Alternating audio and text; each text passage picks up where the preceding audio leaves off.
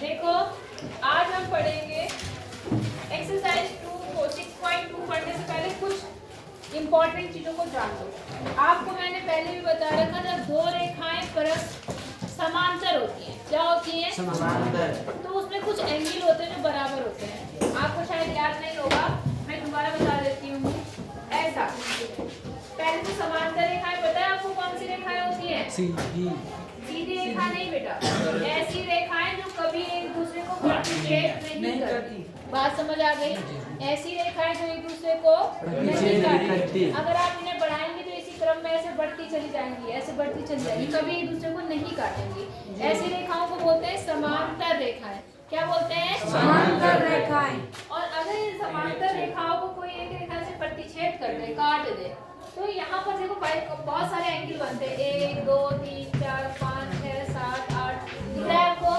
ऐसा मैंने बताया क्लास में जी। तो क्या होता है, कुछ एंगल बराबर होते हैं। अगर हम इन दोनों की बात करें केवल, तो कोई दो रेखाएं प्रतिच्छेद कर रही हैं। अगर मैं इनको नाम दे दूं 1 2 3 4 5 6 7 8, तो देखो अगर मैं इनको थोड़ी देर के लिए छोड़ दूं तो ये वाला इसके बराबर होता है ना जी। और ये इसके बराबर होता है शीर्षा बिंदु। वैसे ही ये इसके बराबर होगा, ये इसके बराबर होगा, किस लिहाज से? शीर्षा बिंदु। वो तो पता है तुम्हें। अब देखो ये इसके बराबर है ना, ये इसके बराबर है। अब आपको पता है क्या, ये जो कोण बनते हैं ये वाले, ये आपस में बराबर होते हैं। ये आपस में क्या होते हैं? बराबर। ये 2 5 के बराबर है, 2 किसके बराबर है? 5। ऐसे ही एक वाला किसके बराबर होता है? 8 के बराबर होता है। 6 वाला किसके बराबर होता है? 3। और बताओ कोई है ऐसा? 7 2। हाँ, 7 किसके बराबर होता है? 2। 7 2 के नहीं, 4 किसके बराबर होगा? 8 के। कुछ गलत करा मैंने? 1 किसके बराबर करा मैंने? 1 7 के बराबर। 1 किसके बराबर? 7 1 के बराबर। और यहाँ पे 4 किसके बराबर? ये समझ आया? इनको बोलते हैं हम लोग संगत कोण। कौन से कोण बोलते हैं? संगत कोण। संगत कोण। समझ आ रहा है नहीं आ रहा है? और अगर इसी पे ध्यान दे तो ये जो Z जैसे बनते, मैंने आपको ये भी बता रखा है, ऐसा बनते हैं। ये देखो Z जैसे बन रही है, एक इधर Z बन रहा है, एक इधर Z बन रहा है ना। तो यहाँ जो ये कोण है, ये भी आपस में क्या होते हैं? बराबर। मतलब कोण 4 किसके बराबर होता है? कोण 5 के। और ऐसे ही कोण 3 किसके बराबर होता है? 7 के। होता है नहीं होता? इनको हम कौन सा कोण बोलते हैं? एकांतर कोण बोलते हैं। कौन से कोण बोलते हैं? एकांतर कोण। बात समझ आई या नहीं आई? पक्का बताना जी। बाकी ये 2 चीज हो गई। तीसरी चीज ये होती है कि जो समांतर रेखाएं होती हैं, इनके एक तरफ के जो अंतः कोण होते हैं, अंतः मतलब अंदर वाले कोण, इनका जोड़ हमेशा 180 अंश होता है। कितना होता है? 180।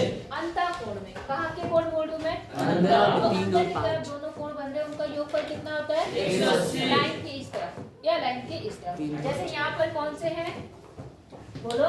3 और 5, जोड़ के कितना आएगा? 180। और ऐसे ही इधर वाले 4 और 7, ये भी जोड़ के कितना आएंगे? 180। इनको पता है क्या बोलते हैं? अंतः युग्म बोलते हैं। क्या बोलते हैं? अंतः युग्म। अंतः मतलब अंदर और युग्म मतलब, और उनका योगफल कितना होता है? 180। नियम समझ आ गए? संगत कोण समझ आए? जो एक ही जैसी स्थिति में होते हैं उन्हें कौन से कोण बोलते हैं? संगत। जैसे ये जिस जगह पर बैठा है वैसी जगह पर ये बैठा, तो ये इसके संगत हो गया। ये जैसी पोजीशन में, हाँ, एक जैसे 7 के संगत हो गया। समझ आई बात कि नहीं? भाई साहब इधर जरा देख लो, ध्यान आपस में मत लगाओ। कितनी बात समझ आई? अगर आपको ये 3 पॉइंट समझ आ गए तो बहुत है। अब इससे हमारी एक्सरसाइज हो जाएगी। समझ आया? क्या क्या है समझ में? पता चल गया जी। एक संगत कोण, Z जैसे जो बनते हैं वो एकांतर कोण, और जो अंदर की तरफ कोण होते हैं उनका जोड़ 180, उन्हें क्या बोलते हैं? याद रहेगा कि नहीं रहेगा? अब मैंने आपको पहले ही बोला कि एक्सरसाइज करने से पहले हमारे पास में क्या आते हैं? एग्जाम्पल्स। तो हम पहले उदाहरण देख लेते हैं कि कैसे करना, ये इंपॉर्टेंट है क्योंकि। तो ये लिखना है या मिटा दो? अच्छा, इसमें एक परिमेय भी है बेटा। परिमेय क्या है? वे रेखाएं जो एक ही रेखा के समांतर हो, परस्पर समांतर होती है। मतलब इन्होंने यहाँ पे ये बोला है कि ये समझ लो, प्रूफ नहीं करा रही हूँ मैं। अगर किसी के चेहरे पे स्माइल आई, स्माइल का मतलब समझते हो ना?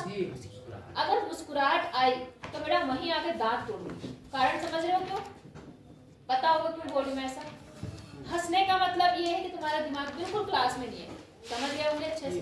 हाँ, मैं यहाँ पर ये बोल रहा था कि ये रेखा है, इसके समांतर ये रेखा है, तो एक रेखा ये है, तो ये तीनों ही आपस में क्या होगी? समांतर। इसको हम प्रूफ नहीं करेंगे, हम जो इम्पोर्टेंट चीज है वो करेंगे, जो कि है उदाहरण 4। कौन सा उदाहरण? मिटा दूं इसको? हाँ, तो अब उदाहरण 4 देखो, बहुत बार आ रहा था एग्जाम में, तो समझते हैं कि कैसे करेंगे। देखो यहाँ एक आकृति दिखा रही है 6.19, ऐसी आकृति है। कौन सा एग्जाम्पल है ये? 5 4 एग्जाम्पल नंबर 4 है।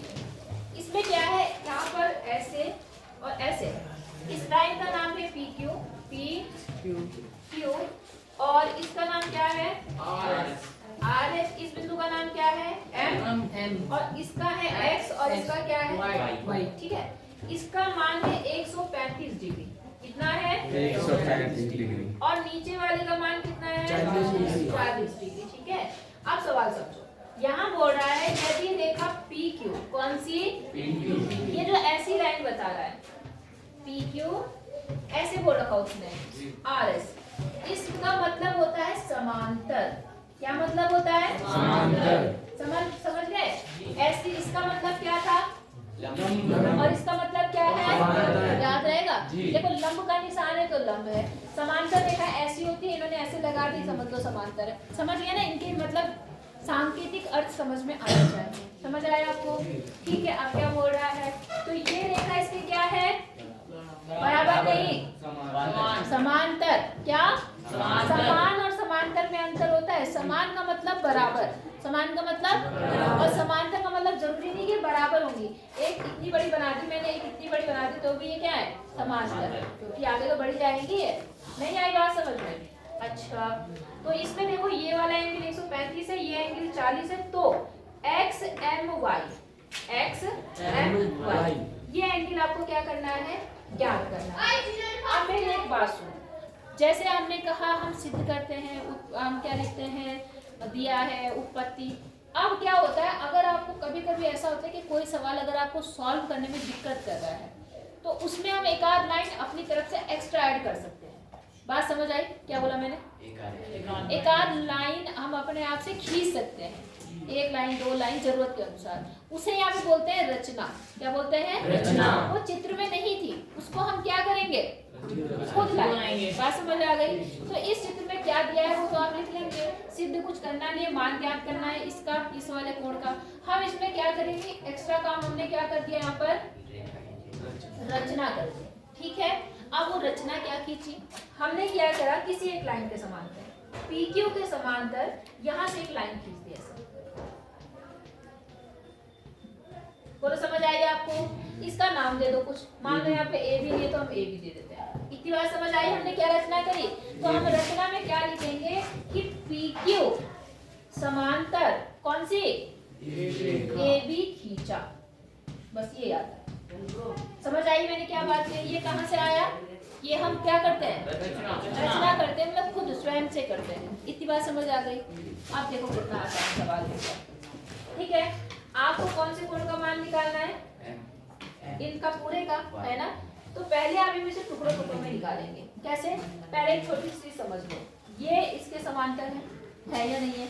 यही रेखा किसके समांतर थी? इसके समांतर थी, तो इसलिए ये रेखा भी क्या होगी? इसके समांतर। अभी जो मैं परिमेय बता रही थी यहाँ पर, जो मैंने 3 लाइन यूज बताई, ये रेखा इसके समांतर है, ये रेखा इसके समांतर है रचना से, तो ये रेखा भी इसकी क्या होगी? समांतर। मतलब ये तीनों ही लाइन आपस में क्या होंगी? समांतर। पहला पॉइंट समझ आया कि नहीं आया? आ गया? लिखने का तरीका बताऊं? यहाँ पे क्या लिखना? पहले हल। ठीक है, हल में क्या लिखना? क्योंकि कौन सी रेखा? PQ समांतर किसके दिया हुआ है? नहीं, RS किसके दिया हुआ है? RS। ये कहाँ से आया? तो जहाँ से आता है वहाँ लिखना पड़ता है, ये है DR। अच्छा, अब दूसरा हमने खुद क्या किया? PQ समांतर क्या खींचा हमने? AB। अब यहाँ पर लिखते हैं वो बात कहाँ से आई?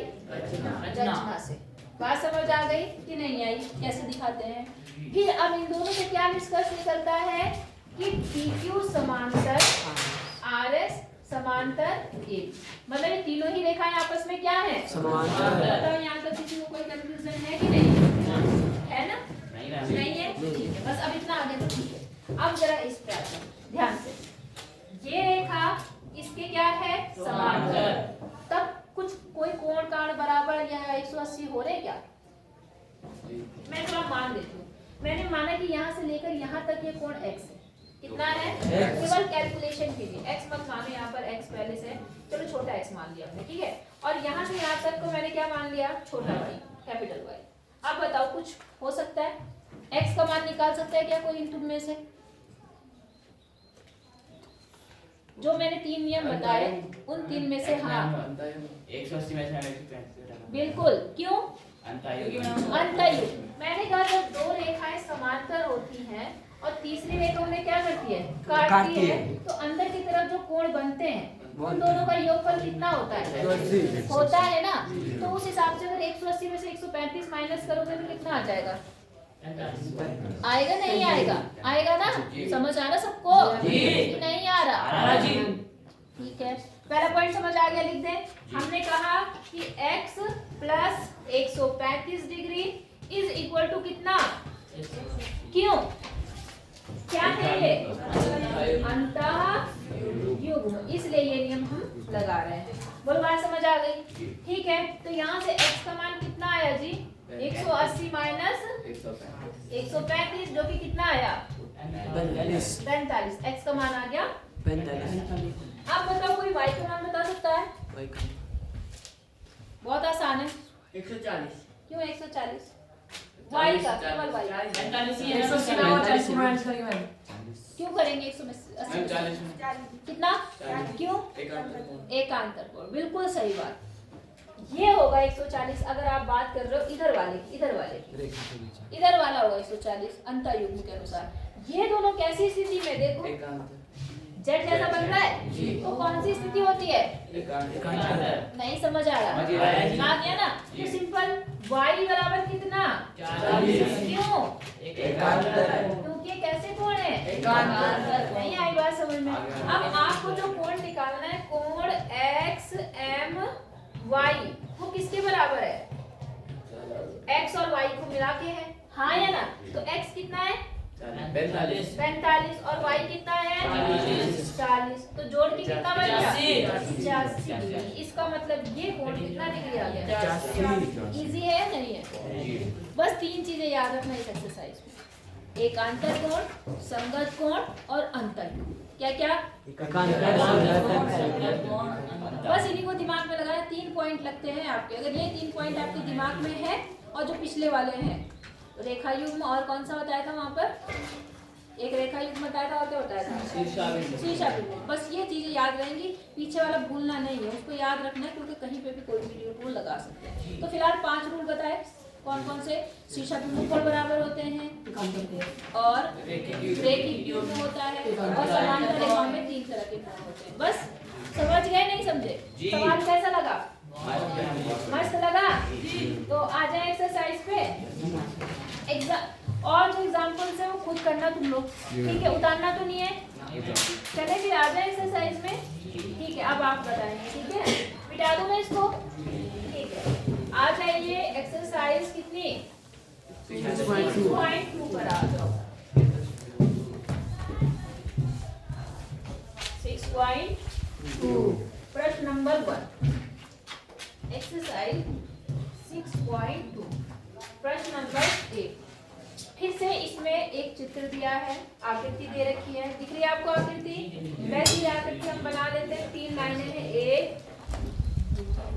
2 3 लाइनें हैं। और यहाँ पर क्या बोल रहा है? कौन सी रेखा किसके समांतर है? ए बी है, सी डी क्या है? ये ए बी, तीनों समांतर है। हाँ ए बी, ये क्या है? सी बी, और ये क्या है? ई है। और एक रेखा इन्हें प्रतिच्छेद कर रही है ऐसे, दिख रहा है आपको? इन्होंने इसका नाम नहीं लिखा, इन्होंने इस एंगल को लिखा है x और इस एंगल को क्या लिखा है? y और इस एंगल को लिखा है z। अब सवाल सुनते हैं, ठीक है? यदि ए बी समांतर किसके? CD के। ए बी किसके समांतर है? CD के। और CD किसके समांतर है? वो आपको पता चल गया कि तीनों ही लाइनें आपस में क्या है? समांतर। ठीक है। और Z और Y, Y और Z, Y अनुपात Z कितना दिया है? 3:7 दिया है। तो आपको x का मान क्या करना है? अब देखो, अब x में दी सॉरी अनुपात में दिया है तो हम क्या मानते हैं? x मानते हैं। तो उस हिसाब से माना y इज इक्वल टू कितना बनेगा? 3x और z इज इक्वल टू कितना बनेगा? 7x। ये तो आपको समझ आ गया। लेकिन ये 3x और ये 7x कहीं तो लगाना पड़ेगा। वो कहाँ लगाए कि कहाँ कुछ ऐसा मैच बन रहा है, वो बताओ। बिल्कुल, ये y है तो y के बिल्कुल सामने का कोण कौन सा होगा? इसका शीर्ष अभिमुख है तो ये भी कितना होगा? y होगा कि नहीं होगा? अब क्या होगा? z का शीर्ष अभिमुख निकाल के क्या करेंगे? z के नीचे वाला क्या पूछेगा? मैंने कहा कि अब इन दोनों का कुछ यूज हो सकता है। कोई कोण बन रहे हैं यहाँ पर? Z ma'am. z कौन सा बन रहा है? मैम Z ऊपर वाला ऊपर नीचे। ये z है और मैम ये भी z है। हाँ मैम। है ना सर? लेकिन क्या रोल है? रोल बताओ ना मुझे। मैम अगर अंदर की कोण होंगे मैम तो हाँ, ये बोलना चाह रही मैं। हमने यहाँ x y मान लिया, हमने यहाँ पे z मान लिया। अच्छा सुनो, यहाँ पर x था और मैंने भी इसके साथ x मान लिया तो होगी गड़बड़, क्योंकि यहाँ से x का मान दूसरा निकलेगा और वो x क्या है? दूसरा है। तो मैं इसके साथ में a लगा देती हूँ। क्या लगा देती हूँ? किसी को कोई कंफ्यूजन नहीं ना? अब बेटा देखो, जब ये इसकी क्या है तो ये कितना x बन गया? 3a बन गया और ये कितना बन गया? 7a। और इन दोनों का योगफल कितना होता है? क्यों? अंतर। आई बात समझ में? तो आप लिख देना, क्या लिखोगे कि y plus z is equal to कितना बनेगा? 180। क्यों बनेगा? अंतः युग्म है। अब इसमें ढूंढना पड़ेंगे आपको, जो सवाल दिए हैं उसमें ढूंढने पड़ेंगे कहाँ एकांतर बन रहा, कहाँ अंतः युग्म बन रहा, कहाँ पर आपका संगत बन रहा। वो तो खुद ढूंढोगे ना, तभी तो सॉल्यूशन है, वरना तो डायरेक्ट कैसे करोगे? छोटे बच्चे थोड़ी ना हो तुम। नहीं आई बात समझ में? जैसे इन्होंने कहा जी y ये दे रखा तो इसके सामने का y है और ये दोनों मिला के क्या बनेंगे? अंतः युग्म बन जाएंगे। नहीं आई बात समझ में? अब y का मान कितना है? 3 है और z का मान कितना है? 7 बराबर 180। 7 और 3 10 a इज इक्वल टू 180। ये यहाँ गुणा में इधर आके क्या होगा? जब भाग करेंगे 180 को 10 से तो कितना आएगा? 18। a बराबर कितना आ गया? इस हिसाब से अब समझो, y इज इक्वल टू कितना हो गया? 3 गुणा 18, हाँ या ना? और z इज इक्वल टू कितना हो गया? 7 गुणा 18। आई बात समझ में? तो अगर हमें निकालना है तो निकाल लो, नहीं निकालना तो पहले देखते हैं किसकी जरूरत पड़ेगी, वो निकालना है। अब मुझे बताओ, देखो जरा ध्यान से, x का मान कौन बता सकता है? हाँ बिल्कुल, किससे? किसके साथ अंतः युग्म बन रहा है? y के। और भी तो कुछ बन रहा है। हाँ किसके? वेरी गुड, z के एकांतर में तो बन रहा है। तो आप चाहो तो y निकालो तो अंतः युग्म से, मतलब 180 में से माइनस करके ये निकाल दो। चाहे तो आप सीधे सीधे क्या करो? z करके भी निकाल सकते हो। बात समझ आ गई आपको कि नहीं? इसका तो ये एकांतर बन गया और इसके साथ क्या बन गया? अंतः युग्म बन गया। नहीं आई बात समझ? तो हम निकाल लेते हैं, जिसका मान हमें जरूरत पड़ेगा उसका ले लेते हैं। जैसे 18 क्या कितना होता है? 54 और 18 सत्ते कितना होता है? 126। अब अगर आपको बताओ x का मान कितना है? x का मान कितना आएगा?